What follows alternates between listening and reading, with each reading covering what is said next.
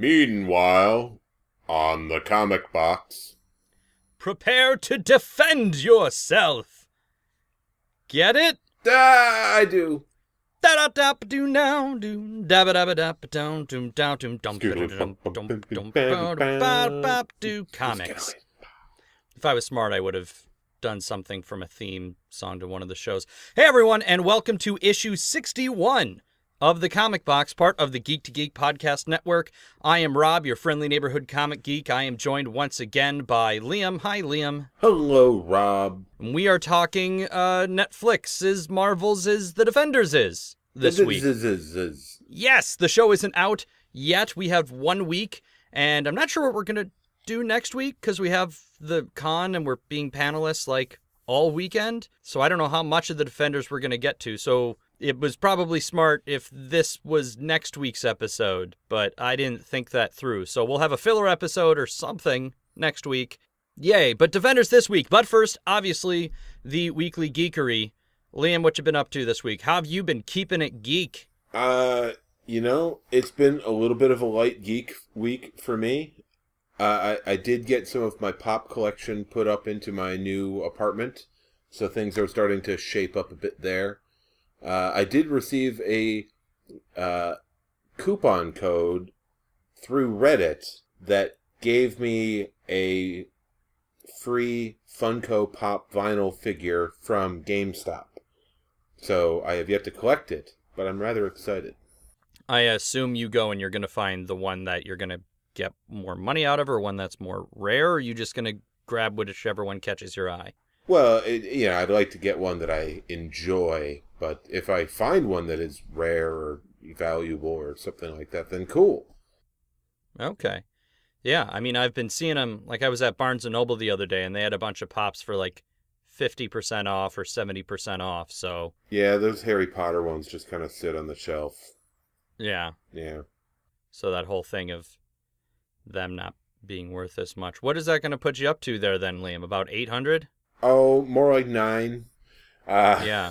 No, I'm comfortably in the 2 to 250 range. Somewhere in that range, yeah. All right. Anything else you've been up to?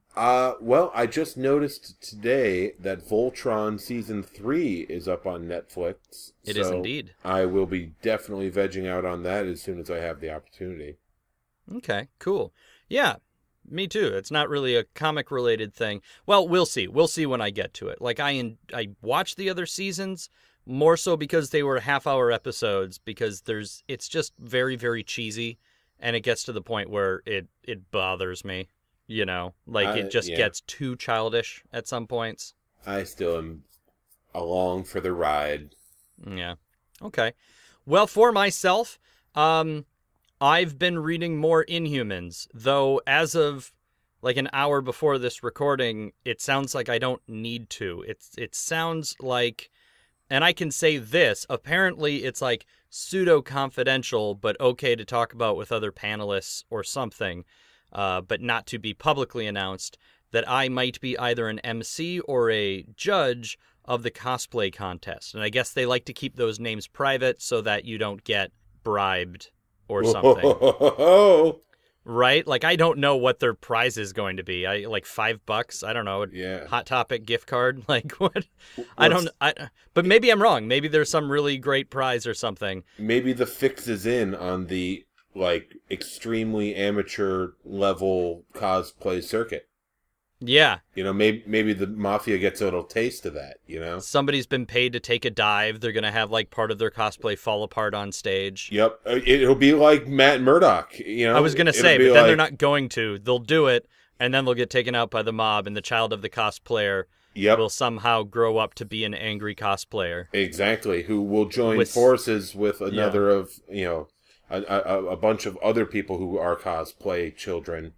Yes. And it will, snowball from there. So exactly. So I kind of hope I MC more than I judge, because I worry I would be a bad judge, because I get impressed pretty easily when it comes to costumes, and I know nothing about like anime and a lot of more obscure like video game fandoms. There's a lot that I wouldn't recognize, and I'd be like, oh, that's a cool like post-apocalyptic thing. I and like that's that wig.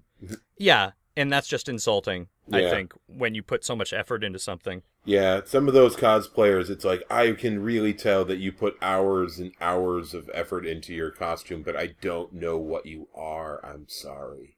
Which is going to be just as bad, I guess, if I MC, because I'll be like, and featuring Shinjoku from the anime My Yummy Playtime Gumball. That sounds terrible. Anyway, here's this cosplayer, and it's someone in a t-shirt and jeans, but they're the perfect t-shirt and jeans. So who knows? Anyway, so I've been binging Inhumans, but it sounds like I have to give up the Inhumans panel in order to do the costume contest, just because of how that time goes. So cool. I hope you guys were enjoying reading up on the Inhumans with me.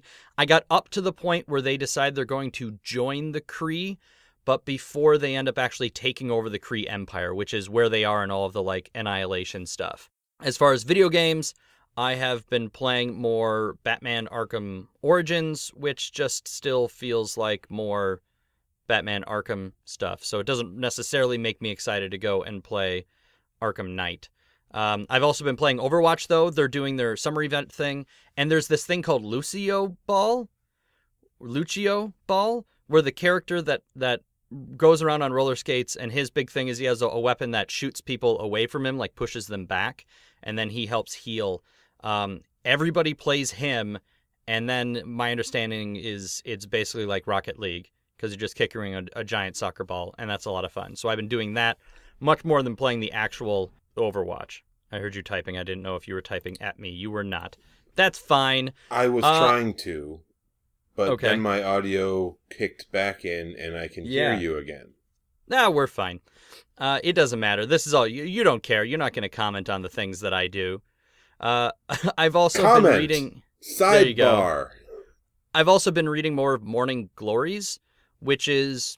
okay, it's still this giant mystery book where every issue they might reveal something or somebody's backstory, but you still really don't know what the bulk of the plot is, or maybe I'm just not intuitive enough.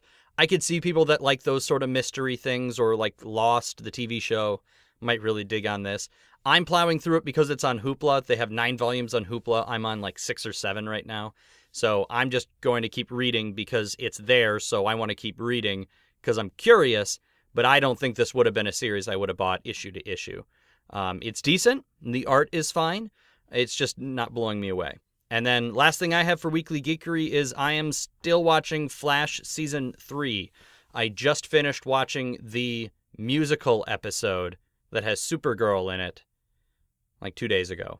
I was watching that while I was doing dishes. It really drew you in. Yeah, it was fine. It wasn't... I think the standard is always going to be the Buffy musical episode. This was not a Buffy musical episode. There were 3 songs, maybe 4 songs. It didn't have the same feeling. It didn't have the same feeling of the whole thing being, a musical. And the villain was the Music Meister, right? But it wasn't nearly as cool as... Did you ever see the Batman, The Brave and the Bold, that cartoon? Not every episode, but yes, I did see it. Okay. I see that being a show you would totally dig. There's an episode with the Music Meister, and it's a musical half-hour episode, and it's fantastic. But that's it. That's it for Weekly Geekery. The next is a new segment we have on the show. We've had to do this once before. It is our retractions, apologies, and corrections. I apologize for nothing. Well, I will. Last week, I failed to put in the commercial break. I'm sure you noticed this, Liam, because I bet you listen to the episodes you're not in. Yep. Yeah, didn't think so. So, I got called out first by our friend Damien, who listens to the show. Thanks, Damien. And then I got called out by my wife, who came home. She was like, you realize you didn't actually put in a commercial break. And the problem was, not only did I not put in the break, but I started... I guess not making fun of, but I started, mimicking the Geek to Geek podcast commercial. Okay.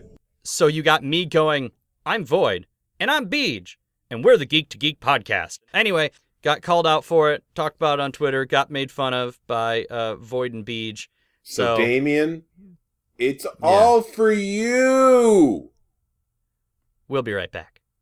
I'm Void, And I'm Beej. And together, we're the Geek to Geek podcast. Well, we make it.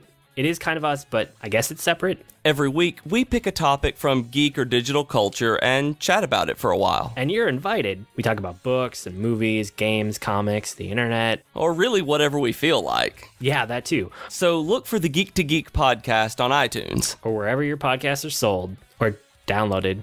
Or whatever. And we're back. Woot. Woot. No? All right. Sorry, that I'm was a dead commercial because for I jumped out of the window. You know, I understand. the Omen. Yeah, hung yourself with because of the Boom. Omen.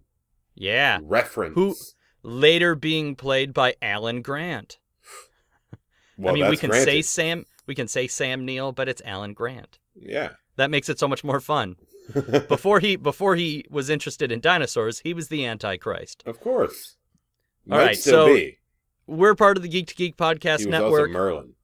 Yes, he is. You guys have heard me say this a million times before. We don't pay to advertise any of the shows on our network. If you want, you can go and, not if you want, you must go and listen to the other shows. Listen to Geektitude, listen to the Geek to Geek podcast. The Geek to Geek actually has offers of the week where they do like Audible trials and stuff like that. If you want to take advantage of those, that helps them out. I don't see a cent of that. But it actually costs us money every month to do this podcast. So we would hope that you love us enough to tell your friends or give us a star rating or a review, because if we get up to that 25 review mark, Liam and I will pick one random reviewer and contact them and send them a comic book from one of our collections, personally hand-signed by us.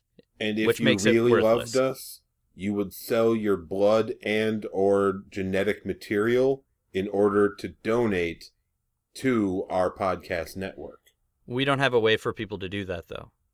Like, That we don't have doesn't like a mean they Patreon. couldn't- We're not in it. We're not in it to make money. No, that doesn't mean they couldn't slide us a little on the side, you know? Like, contact us off the airwaves, you know? Sure. I want to get a taste, Well- Rob. I want to get a taste. Okay. Dude, I bought your microphone and your headphones, and you're using a free program to record. You have spent nothing on this podcast. Exactly. And I pay for- I'm and just I pay trying for to turn hosting. a profit on this. Yeah, clearly. You'll go buy more pop vinyl figures with it. All right. Which then I'll come onto the podcast and talk about. See? It's a that makes snowball it effect. worthwhile. Yeah. Completely worthwhile. What's your All right. weekly geekery? I took your money and I went and bought vinyls. Here, let's talk about it. See? It's a whole segment. Each week it could be a whole thing. Moving on to news. I have one piece of news for you guys, and it's that I think we have our schedule for the con. I told you guys last week what we were doing and that it was all changing. It's still changing. They still haven't updated their website. I've been going back and forth emailing them, trying to make sure that Liam and I are on some of the same panels. But I will put a link in the show notes for this local con. So at the very least, you can click through the panels and see the ones that we're on and read the stupid little bio that I wrote for us. I'm assuming you have not seen this yet, Liam. But there is a picture of us on the internet and a little bio I wrote about our podcast. I sent him two I saw it. Okay. Well, yeah, I CC'd you on the email. They ended up taking the one from Tolkien, where you're wearing my Gimli helmet and holding the Gimli axe, and I'm dressed as Frodo. Yep, and people were responding positively to it. Yeah, it's not comic related, but it makes us look cool. And, I mean, come on. Comic guys and Lord of the Ring guys, that Venn diagram has a lot of purple. It works. It works. And like Game of Thrones has comics now. There's some that are even still just coming out right now, like the Hedge Knight stuff. I believe those comics are just currently coming out. I think one came out last week or something, or maybe Yeah. a trade came out. Anyway, Game of Thrones I have this week. Oh, sorry. Yes. No, I understand. That's what the subreddit is for. We have a subreddit. We'll tell you about it at the end of the show. There's a thread on there for Game of Thrones, and it's not nearly active enough. But I just wanted to say that with these panels, depending on how things go, I'm going to try and record them. I need to figure out how I'm going to go about doing that. If I'm able to hook straight into their audio system. Otherwise, I don't know that I want to lug a laptop around all weekend because my laptop is built for gaming, so it's really heavy. But I'm going to see if I can make that happen. And then we'll use those for episodes. You guys get to hear our panels. Yeah, so if there's weeks that I'm going to be out of town or there's nothing big happening, then I'll have a couple episodes to plug in. Or maybe I'll just take a break for a couple weeks. And it won't be like the holidays last time where I was just gone for 2 weeks and you didn't have any episodes. But that's it for news. So check the show notes. I believe it's myfanfest.com/Minnesota. And you can see the panels coming up. And if any of you guys are coming, please let us know, because obviously I love the idea of meeting listeners. Liam, take us into the topic of the week. Topic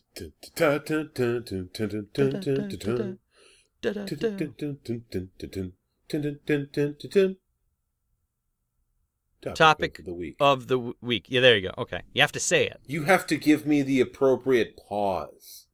You have to feel the moment. You can't just rush to the word. It's an audio format, Liam. I cut out the pauses. Artistry. That's what podcasting is about, Rob. Uh-huh. If Michelangelo was alive today, you know he would be one hell of a podcaster. Also, he would surf on sewage water and not realize the health implications of doing such. Absolutely, he would. And he would love malted milk balls and orange slices on a pepperoni pizza. Yes. And he would, and eat that in the sewer. Again, zero regard for the health implications of doing it. Never washing his hands once. No, you just wash it in the sewage. Yeah. Of course. Just rinse them off. Get the chunks off. That's what's important. Is that really rinsing it on in that sort of situation? More likely. Considering what you're putting your hands in. Yeah, unless it's like the heavy flow gate, then that might be at least enough force behind the volume of sludge that it might, take a little more off than it puts on. It's delicious. We need like a sponsor that's like a smoothie company so we can talk about these things and then try and sell people smoothies. All right, our topic of the week this week is The Defenders, which is coming to Netflix on August 18th. So my thought was we would go over where every other show ended, and I did that this past week. I rewatched the final episode of each show, not necessarily in order, and I'll be honest with you, I skipped rewatching Iron Fist, but I know how the show ended because that was the most recent one. So I have a full list that I'm going to go through of where each of the shows end, and I want to start with Jessica Jones because we got Daredevil Season 1, then Jessica Jones, then Daredevil Season 2. So I hope that makes sense because I want to the idea is just to find out where each of the main characters are. I'm not going to dig a ton into all the backstories and the side characters and things, but we'll talk about where each show ended up, and then we'll talk about what we want to see going into The Defenders. Work for you, Liam? It does. Perfect. So, Jessica Jones. For those that have not seen Jessica Jones, the short version is she has super strength. She can sort of fly, but she's terrible at it, so she lands hard a lot. It looks more like really long jumping. She's an alcoholic. She's a private investigator, and the whole sort of overarching plot is that at one point in time, she was mind-controlled by a guy named Kilgrave, who is known as the Purple Man in the comic books because he was actually purple. And he controls her mind and then uses her to kill somebody. And then the big thing is makes her believe that she's in love with him. So there's this whole abuse thing that's going on that she is constantly trying to recover from and is having flashbacks and things. In the show, Kilgrave comes back to find Jessica. We meet Luke Cage. Jessica hooks up with Luke Cage. Claire Temple, who's our character that sort of ties all of these shows together. That's Rosario Dawson's character, known in the comics as the Night Nurse, shows up, and she helps out when Luke Cage gets hurt. Jessica and her other friend, Trish Walker, also known as Hellcat, Patsy Walker, Hellcat in the comic books. Jessica and Trish take down Kilgrave. Jessica kills him. Luke gets better, and then he disappears. And then the show ends with Jessica back in her office, sort of wondering what her next step is. So the show is kind of like, can you be a hero? Can you overcome your personal demons? And there's just kind of this lost, lingering thing between her and Luke Cage, because as soon as he sort of wakes up out of his coma, he disappears, so they don't actually get to talk at the end of the show. Next up was Daredevil Season 2. Daredevil, well, hopefully we all know this by now, he's blind but can still kind of see. He has this radar sense thing. In the show, they paint it as seeing a world on fire? Or is the world on fire from the Daredevil movie? Did I actually No, mix it's in? the Okay, that's sonar the show, right? sense. In the movie. Sonar Okay. sense I in know the that. rain. He can see it all in the rain. Yes. Okay. Oh, I was just hold on, Jennifer Garner. Just stand right there. Oh, it's about to rain. I can smell it. Yeah. All right. Just making sure the World on Fire thing was the TV show. So he is blind, but he can kind of see because the rest of his senses are super heightened. In season 2, he has, now as his costume, he's defeated the Kingpin. He meets up with an old flame named Elektra, who he learns was also trained by the blind ninja guy, Stick, who trained Daredevil to use his powers. Madame Gao, who we saw a little bit in season 1, we just know she's part of this crime syndicate organization. We find out that she's sort of the head of this group of ninjas called the Hand, and they're still a problem in Hell's Kitchen, which is the neighborhood that Daredevil patrols in New York City. They're after something they call the Black Sky, which is a weapon. The weapon turns out to be I'm sorry, spoilers. Did I say spoilers? I'm spoiling all of these shows for everybody. I suppose I should say that. All right, we're good? Wonderful. Elektra is this Black Sky weapon. In the end, Stick kills the main ninja guy. Like, Daredevil thinks he kills him, throws him off a building, but he gets back up, and then Stick kills him. In the fight, Elektra gets killed, but then at the end, they show her being put in a mystical coffin, so they're teasing that she's going to be coming back, which is straight from the comics. And then the other big plot point of the season is the Punisher. Frank Castle becomes the Punisher during this show, and it is awesome. And he shows up at the end just to, like, shoot some ninjas on a rooftop from afar and then nod and then turn around and walk away. Shooting ninjas. Giving thumbs up. Shooting ninjas. Nodding. Working it. Yeah. He has a great scene with Kingpin in that season, too. Yeah, he does. Luke Cage. We move on to Luke Cage, which, to start with, I just want to say, as I was rewatching it, I realized how much better I like the intro. The first time I binged the show, when I binged the whole show one weekend so I could do a podcast on it, I kind of didn't care for the intro because it was just like a guy slowly punching a wall. But then I was, allowing myself to actually understand the artistry involved in it and realizing that it's not just a guy and then they do close-ups on him and along like his fist or his arm, they're showing street names and things in Harlem. The idea is they're showing that Luke Cage is Harlem and the other way around. He is a symbol of Harlem and the strength of that community, and in turn that community strengthens Luke Cage. So I liked that intro much better after not seeing the show since the opening weekend, I guess, if you want to call it that, the weekend it came out. So I just want to make sure that I say that, because I don't mind saying that I was wrong or changing my opinions. So Luke Cage, his story is he was wrongfully imprisoned, and then while in prison, he was experimented upon, which gives him super strength and unbreakable skin, which he then uses to escape. However, his powers get him into trouble when he runs across a villain with a super bullet that's meant just to pierce his skin. So that's like for several episodes, he's just dealing with this injury. He becomes the hero of Harlem, and that's awesome. There's one episode in particular that's really great where people are wearing like hoodies with bullet holes in them so that they look like Luke Cage. In the end of the season, he gets into a big fist fight against his half-brother, who is wearing a special suit designed to stop Luke Cage, but of course, Luke Cage wins. However, because he escaped from prison and there are warrants out for his arrest, he agrees at the very end to go with the cops until he is proven innocent. During the course of the show, he hooks up with multiple women, including Claire Temple and Misty Knight, who we expect will also be in Defenders. So Claire Temple, again, the nurse who is sort of making it her life mission to seek out and help super people in New York and make sure they're safe and patch them up when they need it. And Misty Knight, who is a local detective who also grew up in Harlem. Lastly, we have Iron Fist. Danny Rand is a rich boy and the heir to a big fortune and a company, Rand Co. or whatever, pharmaceuticals something. His family's plane goes down in the Himalayas. They assume he's dead. He gets taken in by a group of warrior monks who raise him in a mystical city that's not in our dimension, and he learns to become the Iron Fist, who's a guy who can make his fist glow under constantly shifting circumstances, which was annoying in the show. Sometimes he's angry, sometimes he harnesses his chi, and it allows him to punch things really hard. His anger involves his chi. Yeah, it's all really confusing. His job as the Iron Fist is to destroy the Hand, which is run by Madame Gao again in this show, and we get more awesome Madame Gao stuff because we find out she's apparently super, super old and like strong or has some sort of magic going on.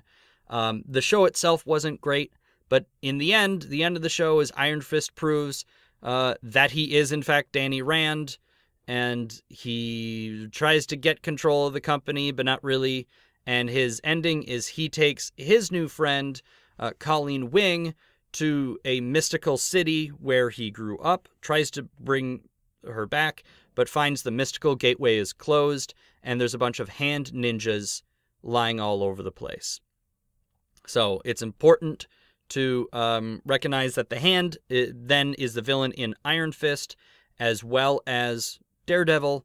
Madame Gao seems to be the head of them, and Stick, as well as Iron Fist, seem to be from possibly two completely different factions trying to fight the Hand.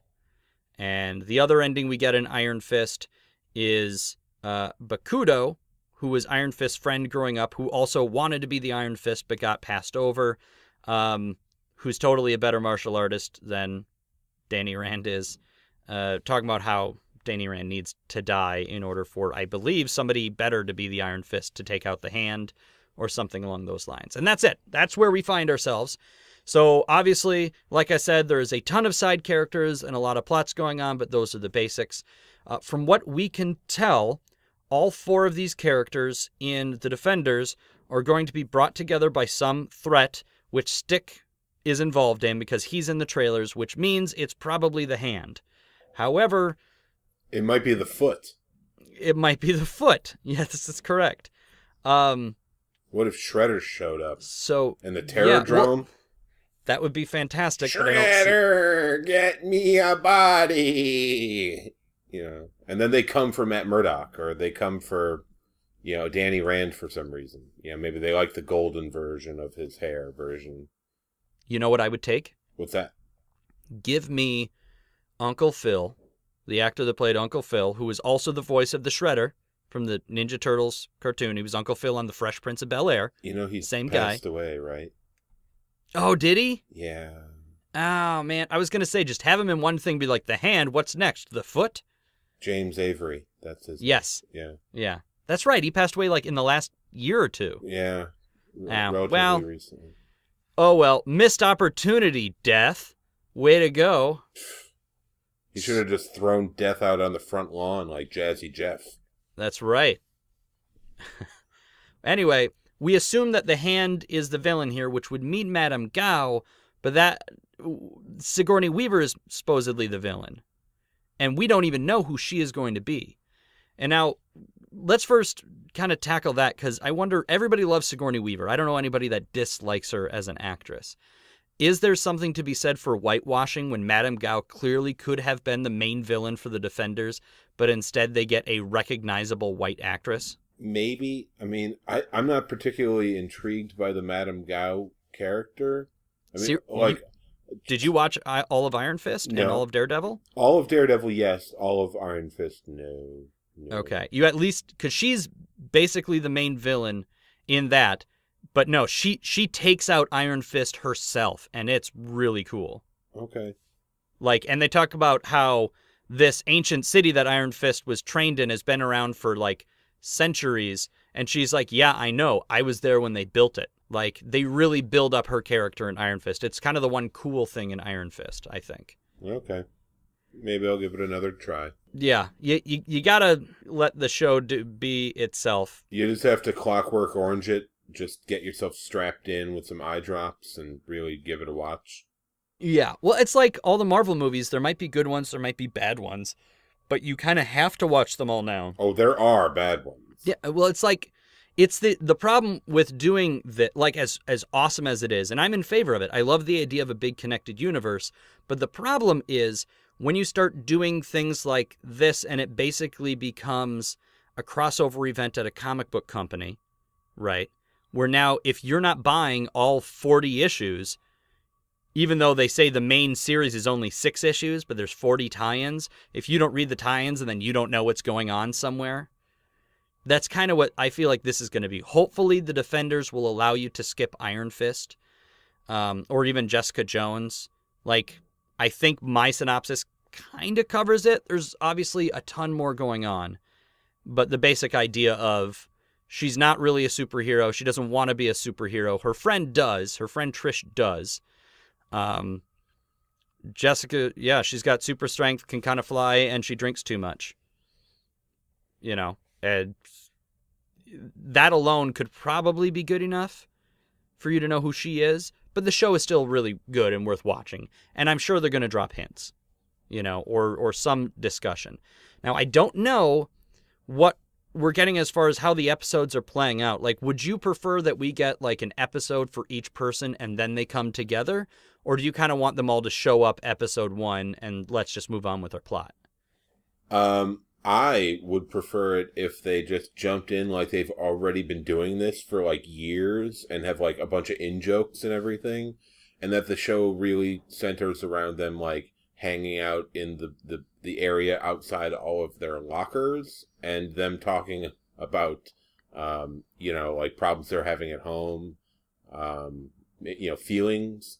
And, you know, then every once in a while, the like comic punch up could slide in on the side. So you would want a Defenders where they're already like been a team for like a year? I just want to watch Saved by the Bell. I think that's what I really I was want. gonna say you're either talking about Saved by the Bell or you're talking about like the Power Rangers.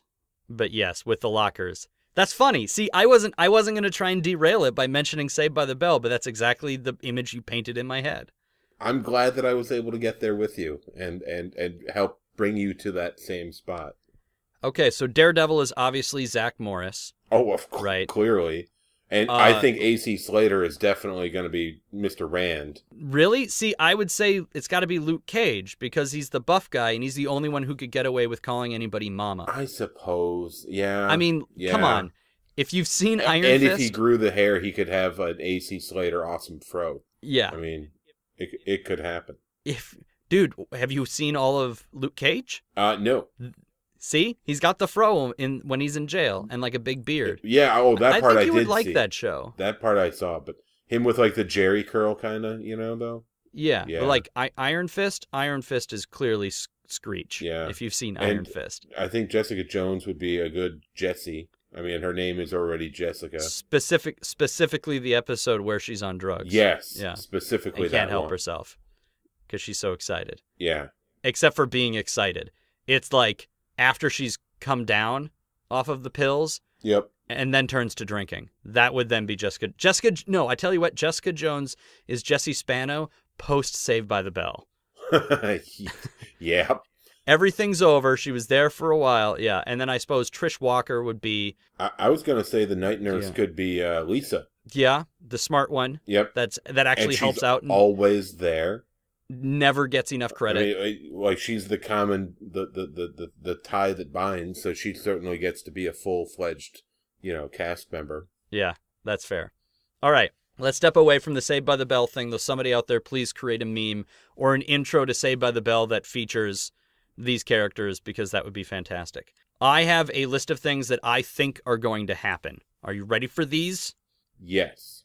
Okay, so you're not going to know some of these because you haven't watched all the shows, but Jessica Jones has a friend, Trish Walker, also known as Patricia, also known as Patsy Walker in the comic book Hellcat, and in Iron Fist, Claire, the night nurse, has these like claw hand weapon things that she gets from the Hand, like a member of the Hand, I think is where she gets them. And she uses them at one point. I'm going to see those being given to Trish Walker so that she can officially become Hellcat or something like it, or just her having those weapons is just, in my mind, the whole thing is clearly a reference to Hellcat. As far as the Punisher, maybe? Like, it'd be cool if he showed up, but if he does, it's not going to be close to the end. And I would hope maybe we just get teasers for a Punisher show, because that's filming, I think, right now. I don't think it's done filming yet. So I don't know when that's going to air, but I wouldn't be surprised if you hear something about somebody killing, mob people in other parts of New York. Like, that's what I want. Give me some hints on the Punisher. I don't feel he actually has to show up, because I don't feel like he should be a member of the Defenders. Yeah, maybe a few white skulls on walls, with a pile of bodies or something like that. Exactly. Like, in the comics, they also made him part of the Thunderbolts for a short period. It's like, don't put the Punisher on a team. It doesn't work. It really doesn't. Stop it. It doesn't make sense. That's not the point of his character. He's not a superhero. No. Even if it's he's on not a joiner team either, Yeah.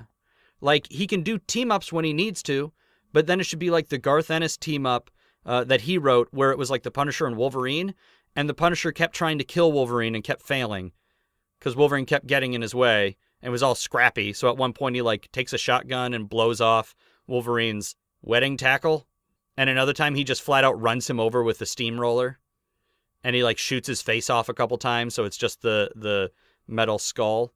It was meant to be entertaining. So I have to wonder if his wedding tackle was blown completely off. Mm-hmm. Yeah. And it grew back, which I'm definitely agreeing would happen given his regenerative abilities. Mm-hmm. Yeah. Would it grow back exactly the same? I think that's a topic for our Comic Box by Night episode, which might still need to happen. Through age and experience hung to the left, and then was suddenly brought anew. Yeah. So this is me. Then, I'm just gonna cut you off. That's a good conversation, Liam, but one to have on a Comic Box by Night. You know what? Maybe we'll do that next week. Why the heck not, right? Especially because twins have the same DNA and they don't always look the same. Yeah. Yeah. Like it could be expressed different. So. Another thing I'm thinking is going to happen in the show, see how smoothly I did that. Luke Cage and Iron Fist, right? The heroes for hire. They are partners in the comic books. We've already gone over that history, I believe, back when we did the Iron Fist prep episode, and I told you guys a little bit about his history. At the end of Luke Cage, the barbershop in which he works, and that's sort of one of the big things, is this wonderful owner of the barbershop who's nice to everybody in Harlem, and served as a role model for the community. The shop gets destroyed and he gets killed.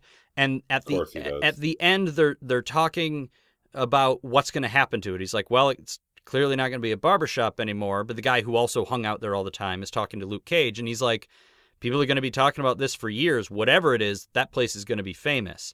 My thought is maybe that'll become the Heroes for Hire office then.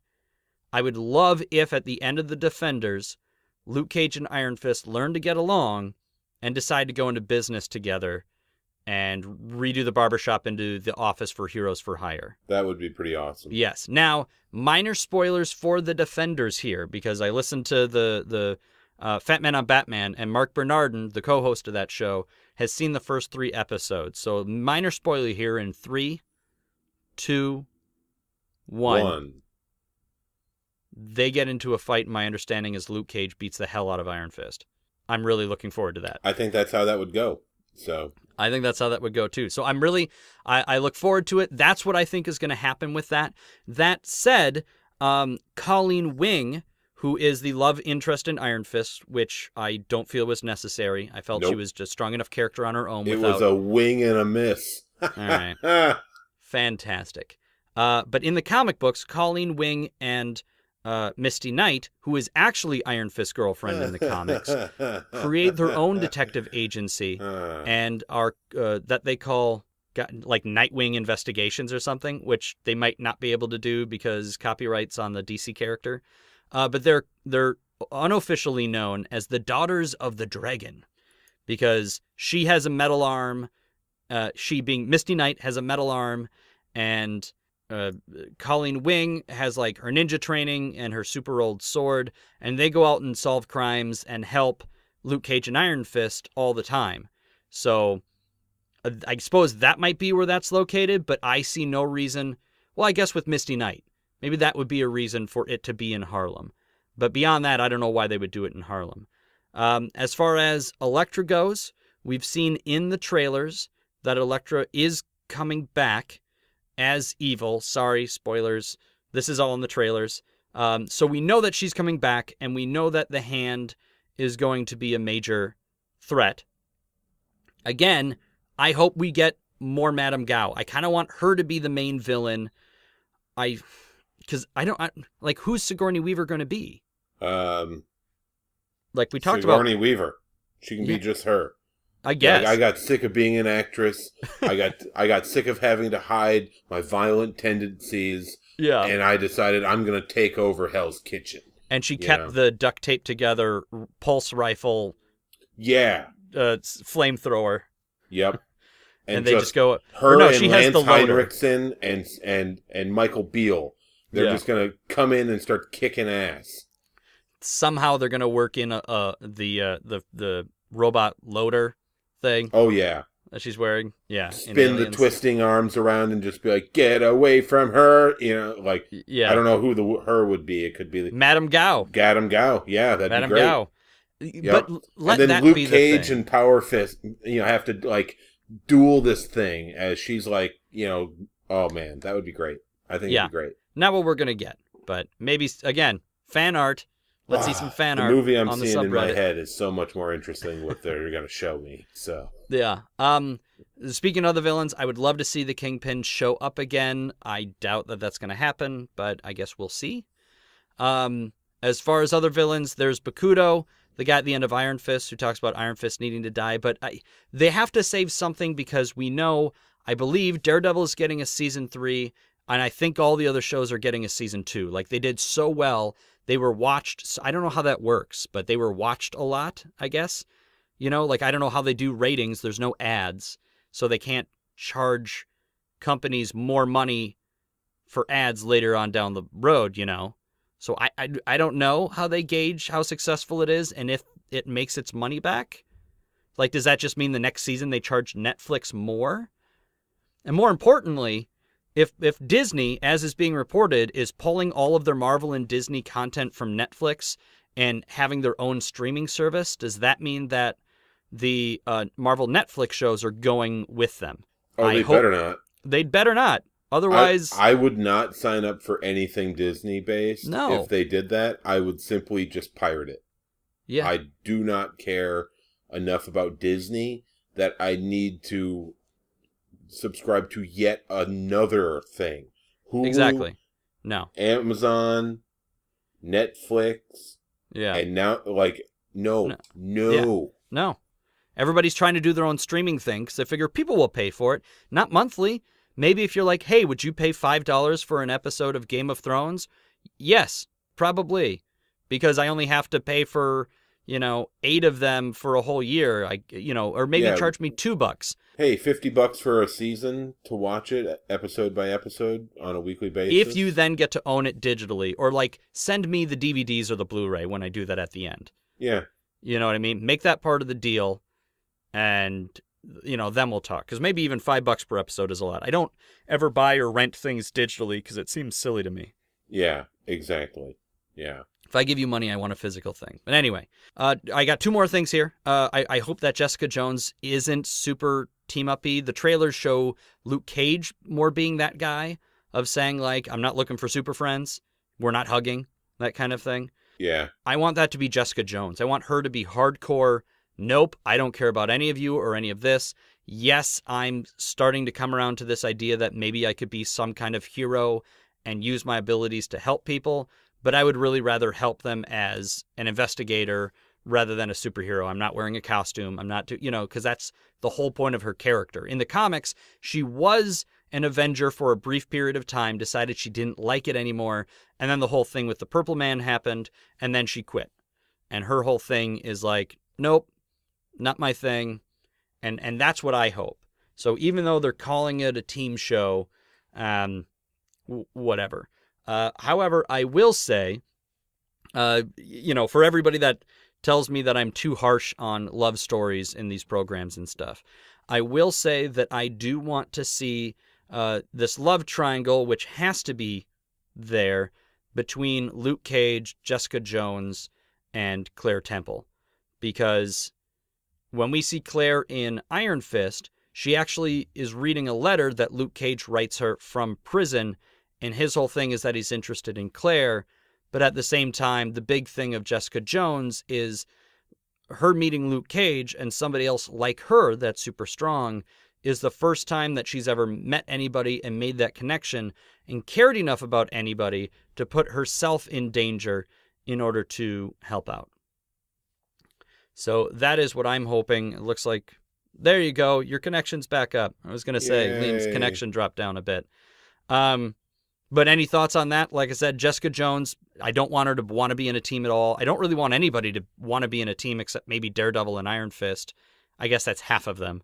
But then that love triangle between Jessica Jones, Luke Cage, and Claire Temple needs to be there just for the comic fan in me, because in the end, Luke Cage ends up with Jessica Jones in the comics. Show can do whatever they want, but yeah. Do you have any predictions or anything you really want to see in the Defenders? I want Stick to be a lot like Mr. Belding. I think that would be probably his best role in that group. Are you just like watching Saved by the Bell on silent in the background right now?